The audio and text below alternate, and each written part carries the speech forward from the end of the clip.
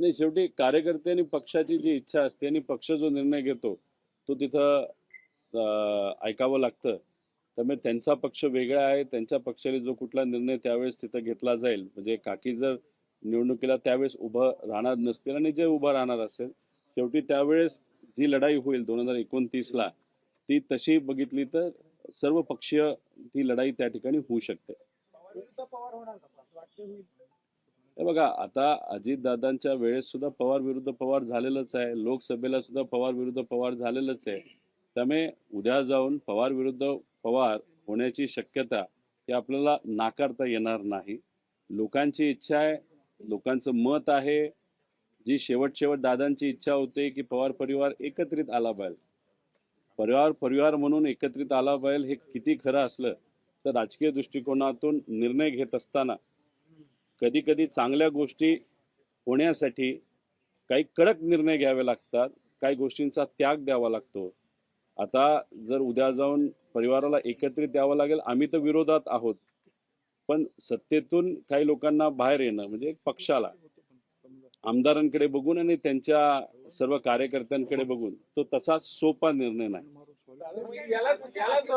यालाच मुद्दा असा आहे, दादांची इच्छा होती दोन्ही राष्ट्रांनी एकत्र एकूण तशी परिस्थिती निर्माण झाली. ती परिस्थिती बघून मग आता दावा ठोकला जातोय कशाचा? जयदादांकडनं की बारामती जागा आमच्याकडे राहावी, असं काय आहे का? नाही, आता त्यांचा पक्षच वेगळा आहे ना. आता दादांच्या वेळेस पण पवार विरुद्ध पवार झालं. किती मनामध्ये इच्छा नसेल, पक्ष वेगळे राहतीलच, कारण का आम्ही विरोधात आहोत. आणि उद्या जाऊन मग तिथं जय उभा राहिला, इथून युगेंद्र तिथं असू शकतं. त्यामुळे ह्या अनुषंगाने पवार विरुद्ध पवार हे बारामतीमध्ये किती लोकांची इच्छा नसली तरी होऊ शकतं. आणि शेवटी झालं असं आहे की पवार विरुद्ध पवार व्हावं ही लोकांची इच्छा नाहीये. पण जे पवारांकडे बघत असताना चांगल्या दृष्टिकोनातून बघत नाही, पवार परिवाराचं लेगेसी, त्यांनी केलेलं जे काही काम आहे, पवार साहेब दादांनी जे काही वलय उभं केलेलं लोकांना सेवा करून, हे संपवावं असं अनेक राज्यकर्त्यांची तिथं इच्छा आहे. त्यामुळे त्यांना नक्कीच वाटेल पवार विरुद्ध पवार झालं पाहिजे, पण लोकांना हे वाटत नाही. ह्या दोन गोष्टीमधला हा फरक आहे. विलीनीकरण होणार की नाही? दादा असताना विलिनीकरण होणार होतं. दादा असताना विलीनीकरण झालं असतं तर मी तुम्हाला आत्ता आत्मविश्वासाने सांगतोय, 2029चे या राज्याचे मुख्यमंत्री हे दादा 100% त्या ठिकाणी झाले असते.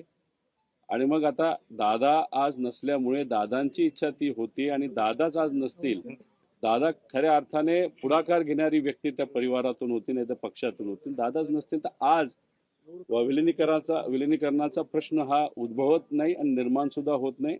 आम्ही प्रचाराला, आज अनेक लोकांचं म्हणणं आहे तुम्ही प्रचाराला का फिरताय? अरे, आमची काहीतरी जबाबदारी दादांच्या प्रती. आज दादा नाहीत आपल्यात, त्यांचा ऍक्सिडेंट कसा झाला, काय झालं हे तर आम्ही शोधतो. जे पण दादा नसताना दादांकडे बघून पोटनिवडणुकीमध्ये लोकांनी निर्णय घेतला असला, भावनिक दृष्टिकोनातून तिथं प्रचाराला येणं हे आम्हाला योग्य वाटलं. तर व्यक्तीच्या प्रचाराला आम्ही त्या ठिकाणी आलेलो आहे. त्याचा अर्थ विलिनीकरण हे काही चर्चेत आहे, नाही तर होणार असा त्याचा अर्थ निघत नाही. हे पूर्णपणे आमच्या सगळ्यांचा भावनिक निर्णय होता. पवार साहेबांनी जर तुम्हाला संधी दिली तुम्ही लढाल? कुणी? पवार साहेबांची जर इच्छा असेल की रोहित पवारांनी लढाल 2001, तुम्ही लढाल? आता जेव्हा विधानसभेचं गेलं इलेक्शन होतं, परिवारातल्या अनेक लोकांची अशी सुद्धा इच्छा होती, जे लोकसभेला झालं ते विधानसभेला होऊ नये. पण ठीक आहे, निवडणूक झाली तर पवार विरुद्ध पवार विधानसभेमध्ये त्या ठिकाणी झालेलं आपण सर्वांनी बघितलं. त्यामुळे पुढे जाऊन पवार साहेबांची भूमिका अशीच असू शकते की ठीक आहे, पवार विरुद्ध पवार व्हायला नको पाहिजे, पण शेवटी हा राजकारणाचा भाग आहे. उद्या जाऊन काय होईल हे आज तरी त्या ठिकाणी आपल्याला सांगता येणार नाही.